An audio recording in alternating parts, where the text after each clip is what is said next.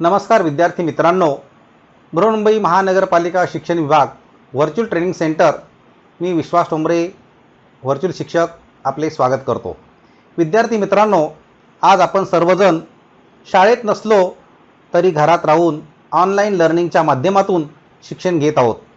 या माध्यमाचा आणि अध्यापन अध्ययनाच्या प्रक्रियेचा आपल्याला नक्कीच फायदा होईल अशी आशा आहे। त्याचबरोबर आपल्या शिक्षण प्रक्रियेत खंड पडणार नाही, म्हणूनच बृहन्मुंबई महानगरपालिका शिक्षण विभागाने हा उपक्रम सुरू केला आहे।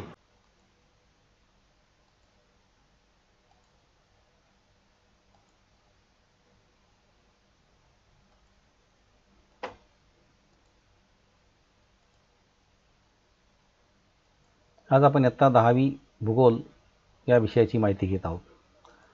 त्यामध्ये आपण अर्थव्यवस्था आणि व्यवसाय 8 नंबरचा जो काही भाग आहे, 8 नंबरचा जो काही आपला टॉपिक आहे, त्याचा दुसरा भाग आपण घेत आहोत। मागच्या भागामध्ये आपण भारत आणि ब्राझीलची शेती याबाबतची माहिती घेतलेली आहेच। मग इथे आणखीन एक भाग असा आहे की एक माहितीसाठी दिले आपल्याला की तुम्हाला माहीत आहे का की आंतरराष्ट्रीय स्तरावर आर्थिक व्यवहार करताना अमेरिकेच्या संयुक्त संस्थानाच्या चलनाशी म्हणजे डॉलर सांगड घातली जाते। डॉलर ही या चलनाचे चिन्ह आहे। ब्राझिलियन रियाल BRL हे ब्राझीलचे चलन आहे। रुपये हे या चलनाचे चिन्ह आहे R।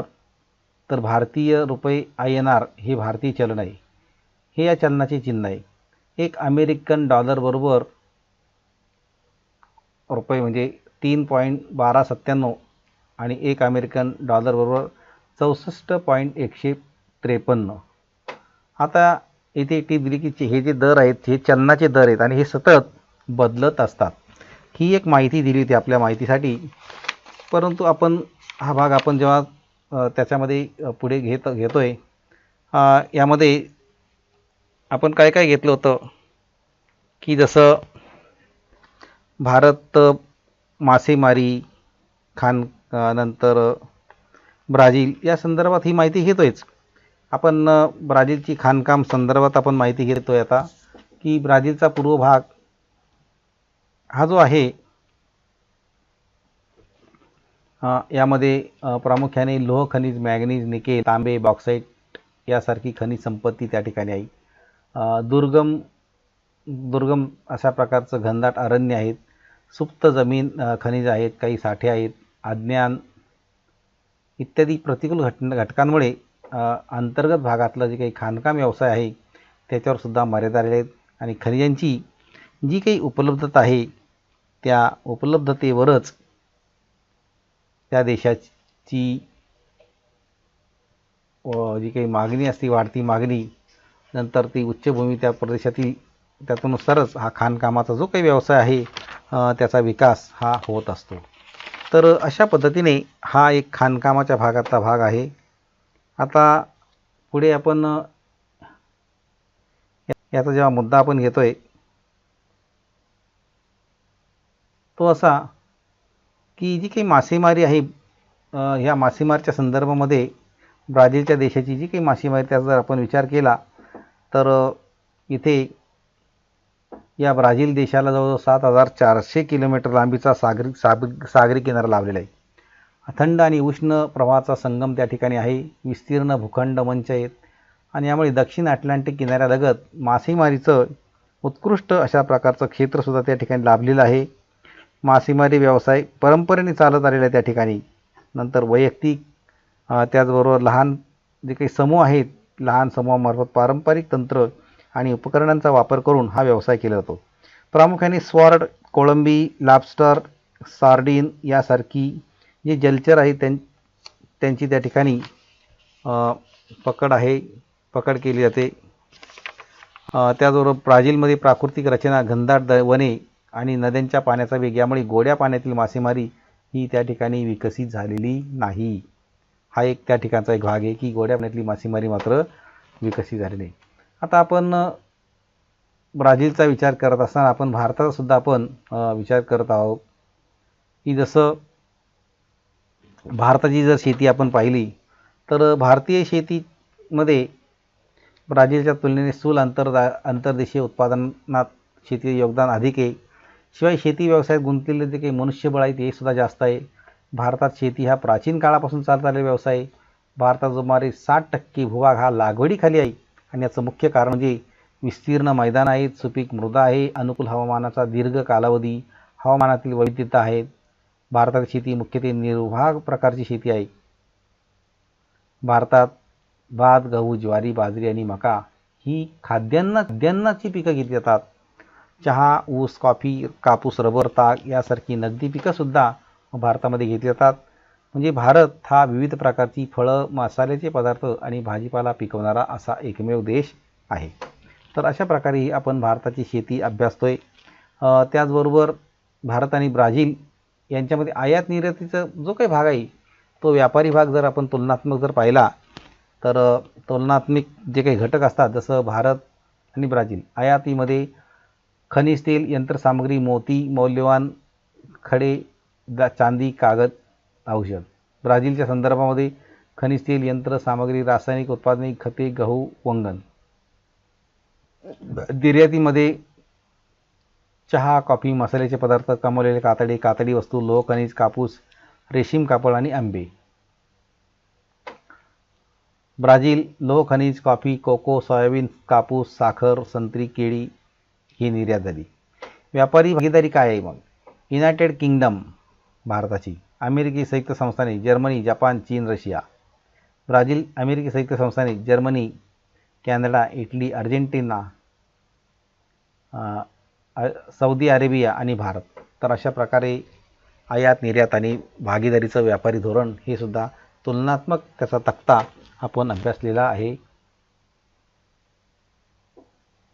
आता गुंतवणुकीच्या संदर्भात माहिती पाहूया. आता गुंतवणुकीची जी संदर्भ आहे तो तौलनिक घटक त्यामध्ये भारत आणि ब्राझील. गुंतवणुकीचं जे काही प्रमाण आहे ते भारताची ब्राझीलमध्ये मोठ्या प्रमाणावर गुंतवणूक आहे. ब्राझीलची भारतामध्ये तुलनेने अल्प प्रमाणात गुंतवणूक आहे. गुंतवणुकीचं क्षेत्र भारताचं माहिती आणि तंत्रज्ञान, औषध उत्पादन, ऊर्जा निर्मिती, शेती, खाणकाम, अभियांत्रिकी, वाहन निर्मिती. ब्राझीलमध्ये माहिती आणि तंत्रज्ञान, ऊर्जा निर्मिती, खाणकाम, वाहन निर्मिती, पादत्राणे आणि निर्मिती अशा प्रकारे ही गुंतवणूक आहे भारत आणि ब्राझीलची. या ठिकाणी काही चिन्हसुद्धा दाखवली गेलेली आहेत.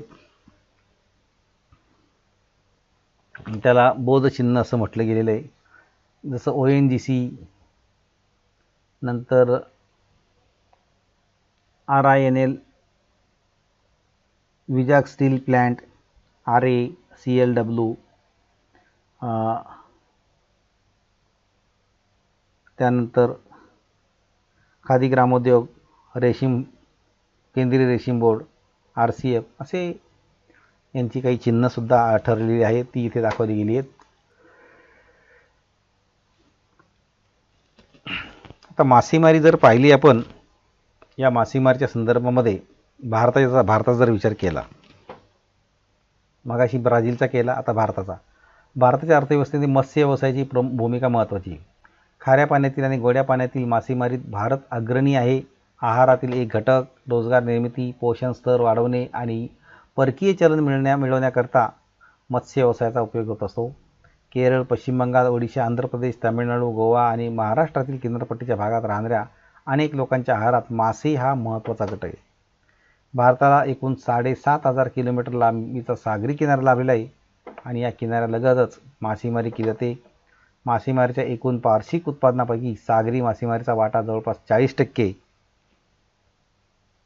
त्यामध्ये वशी, बांगडा, बोंबील, सुरमई, पापलेट, झिंगे यासारखे मासे मिळतात. अरबी समुद्रामध्ये आढळतात आणि बंगालच्या उपसागरामध्ये शेवंडे, त्याचबरोबर लंबी चकाई, क्लिपिड्स म्हणतात, रावस अशा प्रकारचे आढळतात, जलचर आढळतात. त्याचबरोबर गोड्या पाण्यामध्ये सुद्धा हा व्यवसाय केला जातो. गोड्या पाण्यामध्ये ज्या काही नद्या आहेत गोड्या पाण्याच्या, जसं मत्स्यपालनामध्ये नद्या, कालवे, जलाशय, तलाव यामध्ये हे चालतं. त्यामध्ये कटला, रोहू, चोपडा अशा प्रकारचे मासे हे गोड्या पाण्यात आढळतात आणि देशाच्या एकूण उत्पादनात एकूण उत्पादन जे आहे त्यामध्ये मत्स्य व्यवसायापैकी जवळजवळ 60% वार्षिक उत्पादन हे गोड्या पाण्याच्या मासेमारीतून मिळत असतं. तर अशा प्रकारे ही भारताच्या संदर्भातली मासेमारी आपण पाहिलेली आहे. त्याचबरोबर आता आपण खाणकाम व्यवसाय पाहणार आहोत. आता खाणकाम व्यवसाय जो आहे तो भारतातला जर पाहिला आपण तर भारतातील छोटा नागपूरचे पठार खनिजांचे भांडार म्हणून ओळखलं जातं. त्या ठिकाणी खाणकाम व्यवसायसुद्धा मोठ्या प्रमाणात चालतो. पूर्व महाराष्ट्रात आणि छत्तीसगडमधील कोरबा भागात कोळशाच्या खाणी आहेत. आसाममध्ये दिग्बोई, महाराष्ट्रात जवळ अरबी समुद्रातील मुंबई हाय, गुजरातमध्ये कलोल, कोयाली या ठिकाणी खनिज तेलाचे विहिरी आहेत. बंगालच्या उपसागरामध्ये गोदावरी नदीच्या मुखापाशी खनिज तेलाचे काही साठे सापडलेले आहेत आणि राजस्थानमध्ये संगमरवर, आंध्र प्रदेशामध्ये कडप्पा या दगडांच्या काही खाणीसुद्धा या ठिकाणी आहेत. तर अशा प्रकारे हा खाणकाम व्यवसायसुद्धा भारताचा आहेच. त्याचबरोबर भारतातील शेती हा जो एक नकाशा आहे, जर आपण आपल्या भारत देशाचा नकाशा जर पाहिला तर भारत हा शेतीप्रधान देश आहे आणि भारतातील मोठ्या प्रमाणावर शेती व्यवसाय हा केला जातो.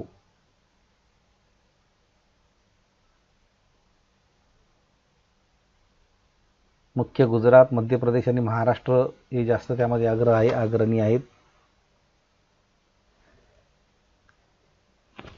साखरेच्या उत्पादनामध्ये सुद्धा तशी काही राज्ये दिलेली तिथे पिवळ्या रंगाने ही राज्ये दाखवलेली आहेत आपली.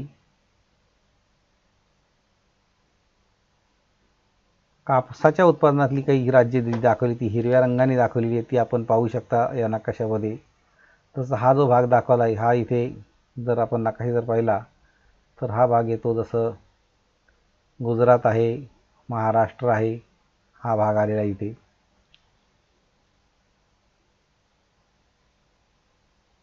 आता उद्योगधंद्याच्या बाबतीत आपण विचार करत असताना उद्योगधंदे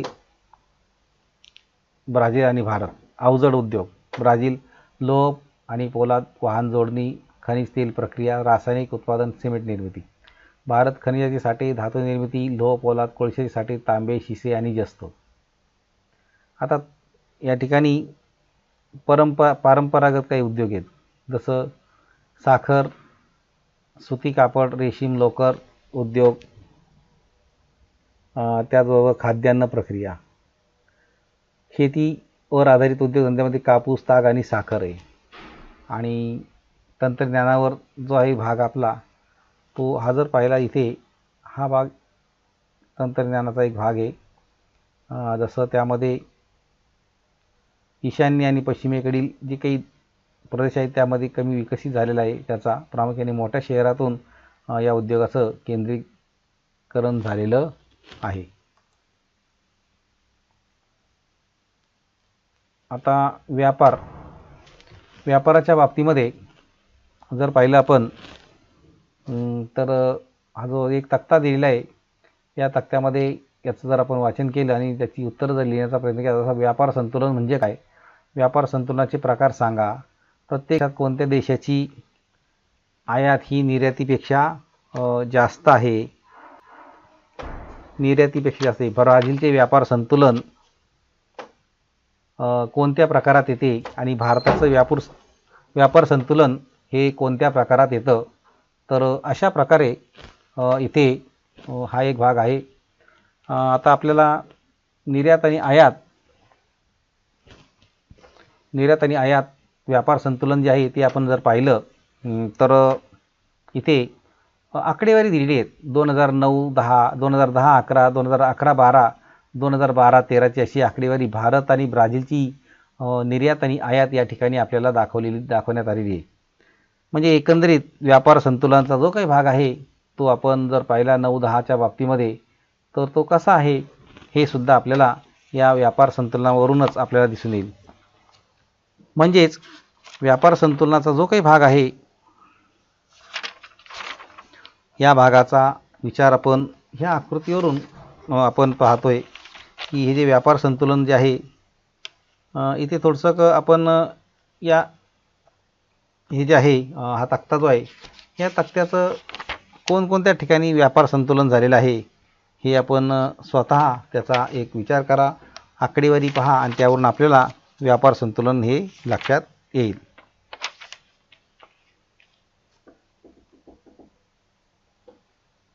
आता इथे ब्राझीलच्या तुलनेत ब्राझीलच्या स्थूल अंतर्देशीय उत्पादनात व्यापाराचा हा एक ग्राफ दिलेला आहे की हिस्सा 25% आणि त्याचं आकृती 8.5 ही आकृती दिलेली आहे. त्याचं आपल्याला निरीक्षण जर केलं आपण तर त्यामध्ये ब्राझील आणि भारताची तुलना त्या ठिकाणी आपल्याला करता येईल. आता इथे काय सांगितलं की भारतामध्ये खरं म्हणजे प्रामुख्याने चहा, कॉफी आणि मसाल्याचे पदार्थ, कमावलेले कातडे, लोह खनिज, कापूस, रेशीम, आंबे,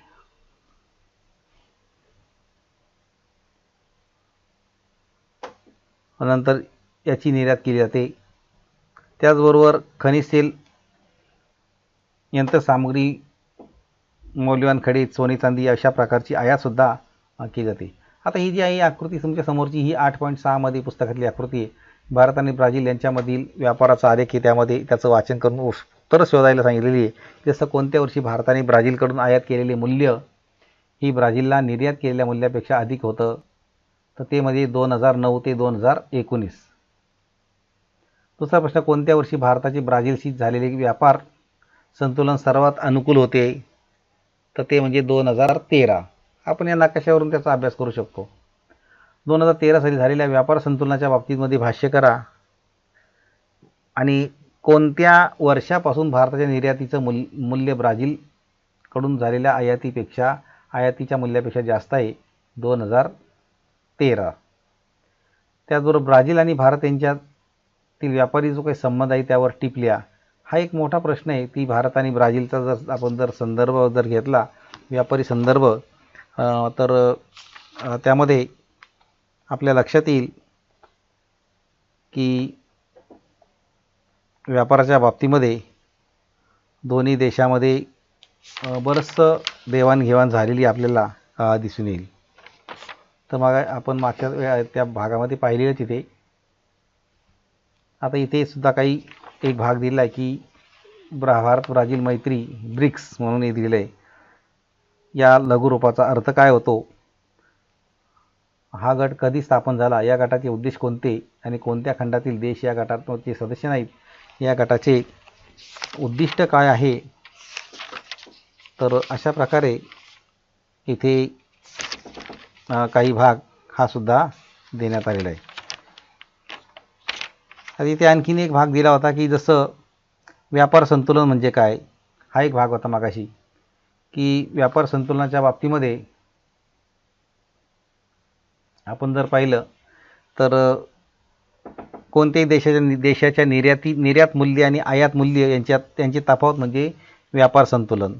आता व्यापार संतुलनाचे प्रकार जर पाहिले आपण तर त्यामध्ये व्यापार संतुलन आणि असंतुलित म्हणजे तुटीचं आणि शिल्कीचं हे व्यापार संतुलनाचे काही प्रकार येतात. नंतर कोणत्या देशाची आयात ही निर्यातीपेक्षा जास्त आहे, तर प्रत्येक वर्षामध्ये भारताची आयात ही निर्यातीपेक्षा जास्त आहे. आणि ब्राझीलचे व्यापार संतुलन कोणत्या प्रकारामध्ये येते, तर ब्राझीलचे जे काही व्यापार संतुलन आहे ते शिल्कीचं म्हणजे व्यापार संतुलन येत असतं. भारताचे व्यापार संतुलन हे कोणत्या प्रकारात येत असतं, तर भारताचं व्यापार संतुलन हे तुटीचं जे आहे त्यामध्ये येत असतं.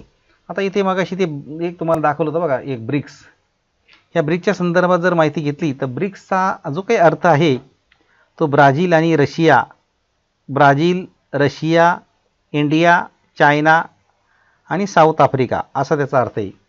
ब्राझील, रशिया, इंडिया, त्यानंतर चायना आणि साऊथ आफ्रिका, BRICS ब्रिक्स.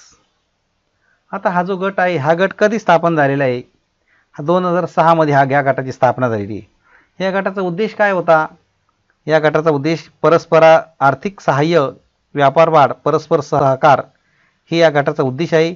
आणि कोणत्या खंडातील देश या गटाचे सदस्य नाहीत, उत्तर अमेरिका, युरोप, ऑस्ट्रेलिया आणि अंटार्क्टिका या खंडातील देश या गटाचे सदस्य नाहीत. या गटाचे सदस्य देश कोणकोणत्या खंडातील आहेत, या गटाचे सदस्य देश दक्षिण अमेरिका, आशिया आणि आफ्रिका या खंडामध्ये आहेत. तर अशा प्रकारे या ब्रिक्सच्या बाबतीमध्ये आपल्याला दैवतेचे रंग आहेत त्याची सुद्धा आपण माहिती आपल्याला देण्यात आलेली आहे. आता इथे मात्र की जसं कोणत्या वर्षी पाठ्यपुस्तकामध्ये आपल्या काही प्रश्नसुद्धा त्यामध्ये दिलेले होते की कोणत्या वर्षी भारताने ब्राझीलकडून आयात केलेले मूल्य ब्राझीलला केलेल्या निर्यात मूल्यापेक्षा अधिक होतं. तर 2009 ते 2012 हा त्याचा कालखंड आहे आणि भारत आणि ब्राझीलबरोबर जो काही व्यापार झालेला आहे त्या संदर्भात ही माहिती होती. आता याचं जर स्पष्टीकरण जर आपण केलं तर भारतातील कंपन्यांनी ब्राझीलमध्ये मोठ्या प्रमाणावर गुंतवणूक केलेली आहे. त्या ठिकाणी औद्योगिक केंद्र उभारलेली आहे. भारतीय कंपन्यांनी ब्राझीलमधील माहिती तंत्रज्ञान, औषधोत्पादन, ऊर्जा, शेती, खाणकाम, अभियांत्रिकी आणि वाहन क्षेत्रामध्ये गुंतवणूक केली. ब्राझीलची भारतात केली जाणारी व्यापारी गुंतवणूक त्यामानाने अल्प प्रमाणात आहे. ब्राझीलमधील कंपन्यांनी भारतात वाहन, माहिती आणि तंत्रज्ञान, खाणकाम, ऊर्जा, पादत्राणे, जैव इंधन यासारख्या क्षेत्रामध्ये गुंतवणूक केलेली आपल्याला दिसून येते.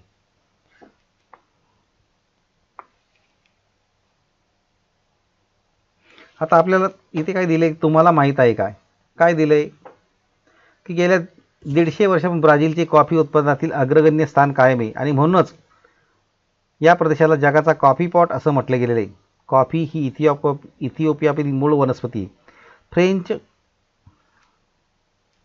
वसाहतवाद्यांनी 18व्या शतकाच्या आरंभी ब्राझीलमधील पारा राज्यात कॉफीची लागवड केली. कॉफीच्या मळ्यांना फजेंडॉस असं म्हटलं गेलेलं आहे. तर एक आपल्या माहितीसाठी होतं. आणखीन आपल्या माहितीसाठी काय आहे, कोणत्याही देशाच्या अर्थव्यवस्थेत कर हा एक महत्त्वाचा भाग आहे. देशात सर्वत्र विविध वस्तू आणि सेवा यावर एकच कर असावा या उद्देशाने भारताने विक्री आणि मूल्यवर्धित कराऐवजी वस्तू आणि सेवा कर प्रणाली म्हणजे GST 2017 पासून अवलंबलेली आहे. ब्राझीलने ही कर प्रणाली 1984 पासूनच स्वीकारलेली आहे. भारताप्रमाणे ब्राझीलमध्ये ही वस्तू आणि सेवा कर प्रणाली GST बहुस्तरीय आहे. तर अशा प्रकारे आपल्याला या ठिकाणी भारत आणि ब्राझीलच्या संदर्भामध्ये जो भाग आपला होता की आपला जो पाठ आहे त्या पाठामध्ये जसं सांगितलं की अर्थव्यवस्था आणि व्यवसाय या भागाचा आपण विचार करतोय. तर इथे भारताप्रमाणे ब्राझीलची अर्थव्यवस्था शेतीवर आधारित आहे असं म्हणता येईल का, असा एक प्रश्न येतोय की भारताप्रमाणे ब्राझीलची अर्थव्यवस्था शेतीवर आधारित आहे असं म्हणता येणार नाही. कारण भारतात प्राथमिक व्यवसायामध्ये गुंतलेल्या लोकांची टक्केवारी 48.8% याच्या उलट ब्राझीलमध्ये ही टक्केवारी केवळ 10% आणि भारतात प्राथमिक व्यवसायाचा स्थूल आंतरदेशीय उत्पादनात हिस्सा 17%, याच्या उलट ब्राझीलमध्ये हा हिस्सा केवळ 5.5%.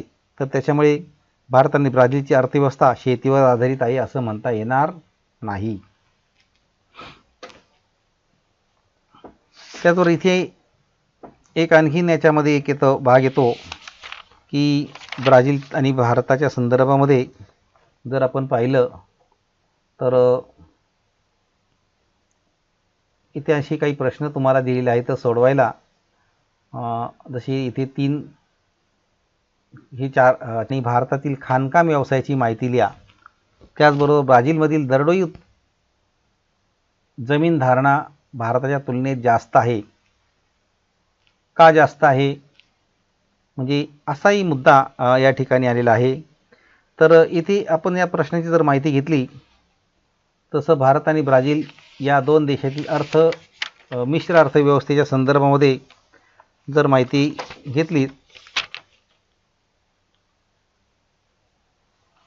तर त्यामध्ये आपण मागाशी बरेचसे यावर चर्चासुद्धा केलेली आहे आणि ही जी चर्चा आहे त्यातूनच या प्रश्नांची आपण उत्तरं सोडवू शकतो. आणखीन याच्यामध्ये काय सांगितलं की भारतातील मासेमारीच्या संदर्भातला प्रश्न आहे आपला की भारतातली मासेमारीचं स्वरूप जेव्हा स्पष्ट केलं तर त्याच्याऐवजी आपण भारत आणि ब्राझील या देशात चालणारी जी काही मासेमारी यात साम्य म्हणजे फरक आहे तर पाहिला तसं भारत आणि ब्राझील या दोन देशात चालणारी मासेमारी भारत आणि म्हणजे किनारपट्टी विकसित आहेत. भारत आणि ब्राझील या दोन देशात खाऱ्या पाणीसुद्धा आहे. परंतु भारत आणि ब्राझील या देशात चालणारी मासेमारीतला फरक आहे की भारतात ठिकठिकाणी नद्या आहेत, तळे आहेत, सरोवर आहेत, गोड्या पाण्याची, त्याच्यामुळे गोड्या पाण्याची मासेमारी या ठिकाणी केली जाते. परंतु ब्राझीलमध्ये प्राकृतिक रचना घनदाट जंगलं, नद्यांच्या पाण्याचा वेग यामुळे गोड्या पाण्यातली मासेमारीचा त्या ठिकाणी विकास झालेला नाही आहे. ब्राझीलजवळ उष्ण आणि सागरी प्रवाह एकत्र येतात. प्रवाहाच्या संगमामध्ये मोठ्या प्रमाणावर प्लवक वाढलेलं आहे आणि प्लवक हे माशाचं खाद्य असल्यामुळे या ठिकाणी मोठ्या प्रमाणात मासे आढळतात. परिणामी काय होतं, ब्राझीलमध्ये मासेमारी व्यवसाय हा विकसित झाला आहे. याच्या उलट भारताजवळ अशा प्रकारे सागरी प्रवाह एकत्र नाही आहेत. त्यामुळे अनुकूल घटकामुळे भारतात मासेमारी व्यवसाय याचा मात्र विकास फारसा झालेला नाही, हे आपल्या लक्षात येईल. आता भारतातल्या खाणकामाची जर माहिती आपण जर घेतली तर खाणकामाची माहिती घेत असताना धातू खनिजाचे साठे भारतामध्ये कोणत्या ठिकाणी आहेत, जसं झारखंड, ओडिशा, छत्तीसगड, मध्य प्रदेश, राजस्थान, कर्नाटक, तामिळनाडू या राज्यामध्ये हे खनिज साठे आहेत. आणि नंतर भारतामध्ये छोटा नागपूरचं पठार जे आहे हे खनिजाचं भांडार म्हणून ओळखलं जातं. त्याचा परिणामी भारतातील द्वीपकल्पाच्या ईशान्य भागामध्ये धातू निर्मितीच्या उद्योगाचं केंद्रीकरण सुद्धा झालेलं आहे. नंतर खाणकाम उद्योगाला चालना देणारा वीज पुरवठा हा एक महत्त्वाचा घटक आहे. यामध्ये दामोदर महानदी खोऱ्यामध्ये जलविद्युत प्रकल्प आहे, हिराकूड प्रकल्प आहे त्या ठिकाणी, आणि अनेक औष्णिक विद्युत प्रकल्पसुद्धा त्यामध्ये आहे. त्यातून अखंड अशा प्रकारची वीज मिळत असते आणि स्वस्त वीज पुरवठ्यामुळे भारतातील धातू उद्योगांना मोठ्या प्रमाणात चालना मिळालेली आहे. नंतर उद्योगधंद्याचं केंद्रीकरण सुद्धा झालेलं आहे आणि भारतात पूर्व महाराष्ट्रात आणि छत्तीसगडमधील कोरबा भागामध्ये कोळशाच्या खाणीसुद्धा आहे. नंतर आसाममध्ये दिग्बोई, महाराष्ट्र अरबी समुद्र या ठिकाणी, मुंबई हा एक, गुजरातमध्ये कलोल, कोयली या ठिकाणी खनिज तेलाच्या विहिरीसुद्धा आहेत. याशिवाय भारताच्या पूर्वेला बंगालच्या उपसागरामध्ये गोदावरी नदीच्या मुखाजवळ खनिजाचे काही तेलाचे साठेसुद्धा मिळालेले आहेत. आणि आणखी याच्यामध्ये काय सांगता येईल आपल्याला, तर भारतातील राजस्थान राज्यामध्ये संगमरवर दगडाच्या काही खाणी आहेत, आंध्रमध्ये कडप्पाच्या काही खाणी आहेत आणि राजस्थानमध्ये तांबे, शिसे आणि जस्त धातू या उद्योग आहेत. कर्नाटकमध्ये लोह, पोलाद, मॅग्नीज, ॲल्युमिनियम अशा प्रकारचे धातू उद्योग आहेत. तामिळनाडू राज्यामध्ये ॲल्युमिनियम धातू उद्योगाला चालना मिळाली आणि त्यामुळे रोजगार निर्मिती भारतामध्ये खाणकाम व्यवसायामध्ये मोठ्या प्रमाणात रोजगार संधी उपलब्ध झालेल्या आहेत. या घटकाची बरीचशी माहिती देण्याचा प्रयत्न करण्यात आलेला आहे. आपणही या घटकाचे व पाठाचे वाचन करायचे आहे आणि पाठ्यपुस्तकात दिलेले जे प्रश्न आहेत त्या प्रश्नांची उत्तरं सोडवायची आहेत. त्याचबरोबर आपल्याला मी काही प्रश्नसुद्धा दिलेले आहेत, ते प्रश्नसुद्धा आपण सोडवायचे आहेत. आणि याबरोबरच या पाठाच्या आपल्या प्रतिक्रिया आपण बृहन्मुंबई महानगरपालिकेच्या यूट्यूब चॅनलवर जरूर कळवायच्या आहेत. धन्यवाद.